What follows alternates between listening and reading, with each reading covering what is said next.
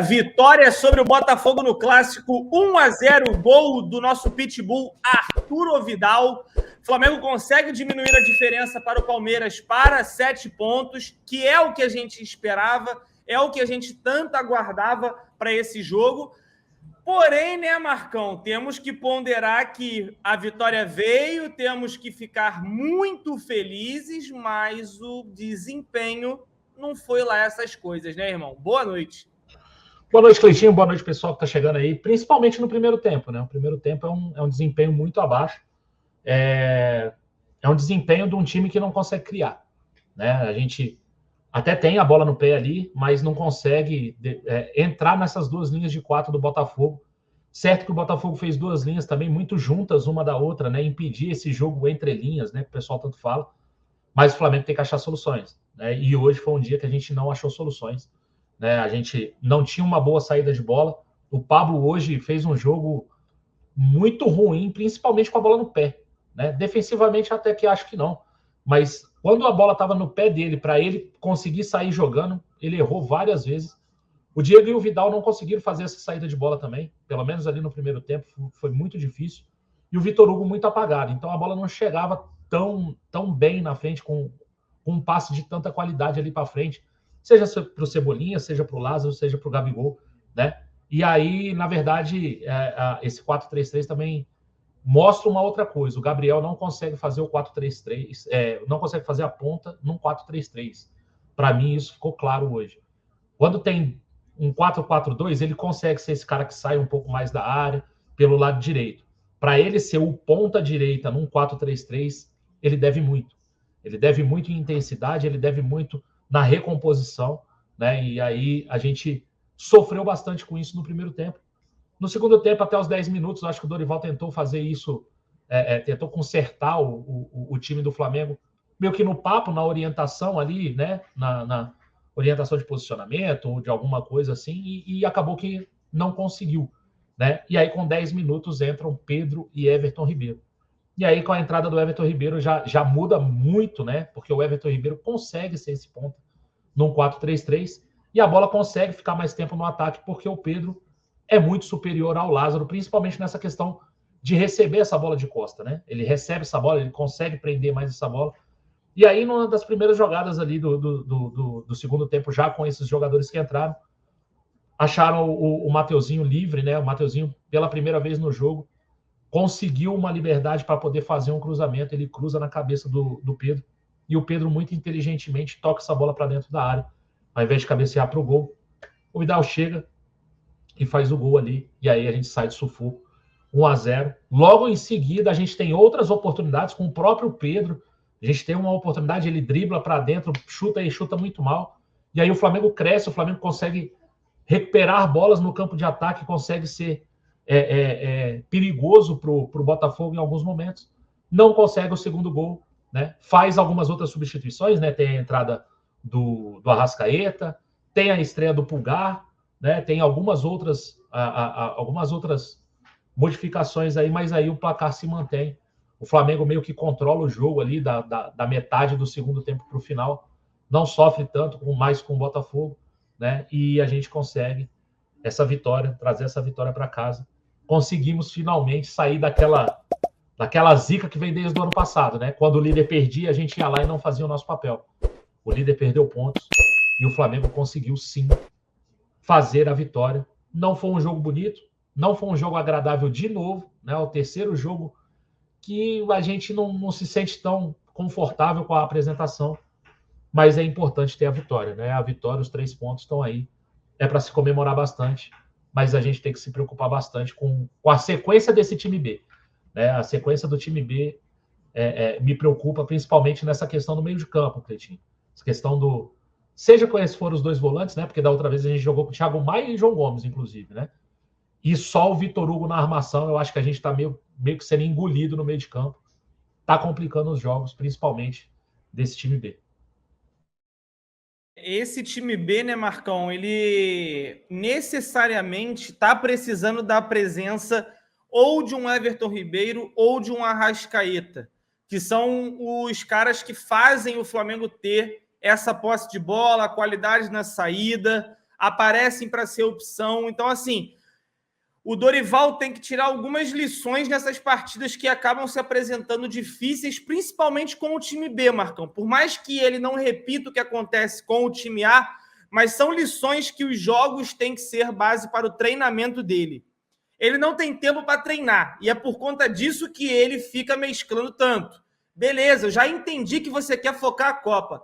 Agora, o time B do Flamengo tem que mostrar um pouquinho mais de interesse com a partida. Eu senti que nos primeiros 45 minutos o Flamengo estava muito desinteressado no jogo, não subia a marcação, não forçava o erro do Botafogo, não tentava uma jogada um pouco mais contundente, um contra um, uma ultrapassagem. Muitos erros aconteceram e o Flamengo, como um todo, se a gente for pontuar o primeiro tempo, ninguém vai passar ileso, ninguém foi bem no primeiro tempo. E o Flamengo começa a melhorar quando você diz que vem as substituições do Dorival com 10 minutos de jogo. Com o Palmeiras ele mexeu tarde, foi 20. Contra o São Paulo ele mexeu com 15. E hoje ele mexeu com 10, Marcão. O Dorival está começando a entender alguma coisa. Apesar de tudo, eu acho que o trabalho dele é um trabalho que merece, sim, aplausos e tem os seus méritos, mas o Flamengo vem caindo de produção jogo a jogo. Não estou dizendo que a gente precisa entrar em desespero.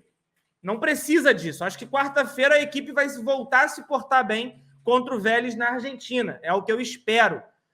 Mas eu vou deixar aqui um sinal de alerta, Marcão. Eu acho que está na hora do Flamengo parar de avançar tanto no sinal verde e ver que de vez em quando ele fica amarelo.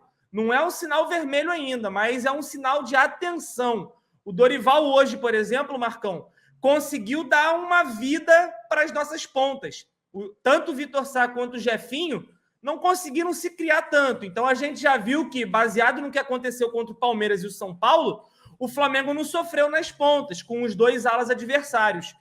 Já é um primeiro passo. Porém, o Dorival tem que conseguir fazer com que a equipe B, que está descansada, consiga competir. Hoje foi um Flamengo moroso, num dia que a gente precisava vencer e venceu, mas dava para apresentar muito mais. Afinal, o time do Botafogo é uma merda. Talvez um dos piores times que a gente já enfrentou nesses últimos jogos. O Atlético Goianiense não era tão ruim assim. O América Mineiro não era tão ruim assim. O time do Botafogo é fraco, muito fraco. Hoje os 3 pontos são muito valiosos, porque mesmo jogando muito mal, Marcão, a gente conseguiu vencer. Fez os 3 pontos, como você disse. Quando o Palmeiras tropeçou, a gente foi lá e fez a nossa parte. O problema é que é o terceiro jogo do Flamengo que a gente vem abaixo, Marcão. 2 com esse time de hoje e 1 com o time titular que foi contra o São Paulo. É nesse ponto que a gente tem que ligar o alerta. Eu entendo que a gente não vai jogar bem todo jogo. O problema é quando a gente pega 3 jogos em sequência de uma partida que não foi tão legal. Dos 3 jogos que não fomos bem, em tese, a gente teria feito 7 pontos, Marcão. 1 empate e 2 vitórias. A sorte é que um deles foi pela Copa do Brasil e a gente deu um primeiro bom passo rumo à final da competição. Mas o Dorival precisa começar a entender alguns sinais, como, por exemplo, mudanças no intervalo. Eu acho que ele precisa começar a cogitar mexer no intervalo, entendeu? Mas eu acho que é outro ponto que ele precisa entender, Marcão. Entendeu? Ele já entendeu, hoje funcionou a marcação nas alas, hoje ele já mexeu mais rápido, mas eu acho que dá para ele cogitar essa mudança no intervalo. 5 substituições é o que ele tem. Dá para ele conseguir fazer uma gestão de minutagem muito boa do elenco com 5 substituições e mexendo no intervalo. O Flamengo poderia ter voltado para o segundo tempo, já agredindo mais o Botafogo e tentando fazer um gol ainda mais cedo. Porém, muito feliz pela vitória. Acho que o Flamengo fez o dever que deveria ter sido feito, fez os 3 pontos, mas é bom retomar e repetir. Sinal de alerta. Eu acho que a gente precisa ficar com o sinal de alerta ligado, porque o desempenho, mais uma vez, não foi tão bom quanto esperado, Marcão. Acho que a gente precisa separar a motivação com o que fez a gente ir mal. Por exemplo, o jogo do Palmeiras, o segundo tempo foi ruim por um motivo. O jogo do São Paulo por outro motivo e o jogo de hoje por outro motivo. Acho que separando isso, claro, é uma sequência de 3 jogos não tão bons, né? Que a gente fica assim preocupado. Mas eu acho que a gente precisa separar um pouco entender um pouco por que a gente teve dificuldade contra o Palmeiras, e essa dificuldade meio que aconteceu com o time principal contra o São Paulo, e aí eu acho que a gente pode até fazer uma relação desses dois jogos, com o de hoje. O de hoje eu acho que foi diferente. A gente foi mal, não porque o Botafogo povoou o meio de campo e fez uma dobra numa lateral, que eu até achei que ia fazer, tá? Eu achei que a gente ia tomar uma dobra lá no Mateuzinho por conta do Jefinho, e não aconteceu, né? O Jefinho, eu acho que dos jogos do Botafogo, pelo menos dos recentes que eu vi, foi o jogo mais apagado do Jefinho. O Jefinho não conseguiu fazer uma jogada, né? O Flamengo foi bem na parte defensiva, meio que corrigindo um problema que teve nos dois jogos anteriores, contra Palmeiras e São Paulo, né? Teve essa correção. O que eu achei hoje é que a gente com o time B joga num 4-3-3. Os três do meio nesse time B, eles não estão conseguindo fazer aquilo que a gente espera. A gente jogava num 4-3-3, geralmente com um volante e dois abertos ali, né? Um de um lado, outro do outro.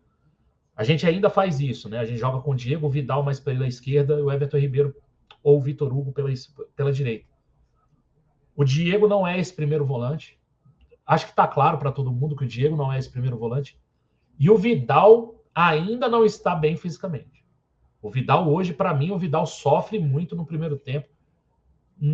Não flui o jogo. E o Vitor Hugo é um garoto. O Vitor Hugo vai oscilar. E os dois últimos jogos do Vitor Hugo são jogos muito apagados. Ele vai bem no jogo do São Paulo, né? Ele dá uma assistência para o Lázaro fazer o gol logo no início, né? Mas depois desses jogos, as apresentações do Vitor Hugo caíram muito. São times que têm um meio-campo melhor também, né? O time do Palmeiras tem um meio-campo melhor. O time do Botafogo hoje conseguiu marcar bem. Então, assim, eu acho que são problemas diferentes. Eu acho que o problema da dobra, hoje a gente não sofreu, não dá para falar que está solucionado, porque pode ser que amanhã a gente sofra de novo com isso. Mas eu acho que hoje o problema é diferente do jogo passado. Passa muito por esses três jogadores de meio campo. Eu não sei o que o Dorival vai fazer, porque é quem a gente tem para jogar. Hoje a gente tem aí o Pulgar estreando, é muito pouco tempo, são 15 minutos só, tocou muito pouco na bola, né? É um corte de cabeça, uma bola ali que ele meio que se atrapalhou na entrada da área ali, e só. É muito pouco para dizer se é bom, se é ruim, se presta, se não presta, se vai dar certo ou não. Eu acho que a gente não consegue jogar com Diego e Vidal. É bom pensar nisso, né? E aí, né, a gente vê quais são as soluções que a gente pode dar para esse time B. Para o time A, a gente não fez um bom jogo contra o São Paulo, mas eu acho que são problemas diferentes. Eu acho que a gente vai ter até um desempenho bem melhor contra o Vélez.